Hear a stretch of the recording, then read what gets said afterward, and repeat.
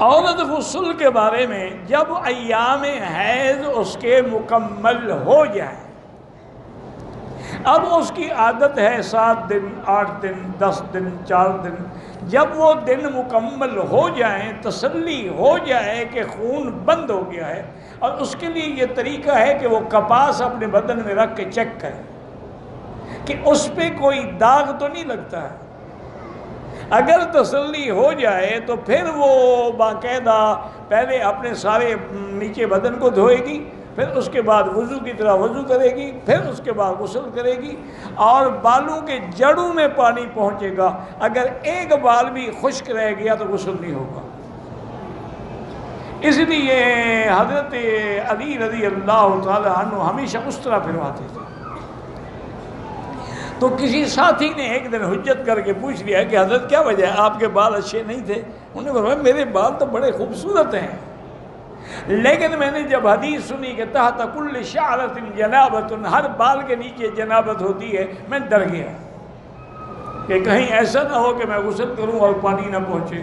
تو اس لیے بہتر ہے میں منڈا ڈالتا ہوں، فیشن کرنے سے پہلے وضو تو صحیح ہو، نماز تو صحیح ہو۔ تو اس لیے عورت کو بھی پوری طرح پھر بال نہیں کرنے، بالکل سارے بال پوری طرح دھونے ہوں گے، جوڑے شوڑے جو باندھے ہیں وہ بھی کھولنے ہوں گے۔ آج کل تو ایک نیا فیشن آ گیا، وہ یہ ہے کہ عورتیں یہ کرتی ہیں جی کہ انہوں نے پلاسٹک کور بنائے ہوئے ہیں، وہ بالوں پہ چڑھا لیتی ہیں، باقی بدن پہ پانی بہا دیتی ہیں، بال اندر بند رہتے ہیں، ان پہ پانی نہیں پڑتا،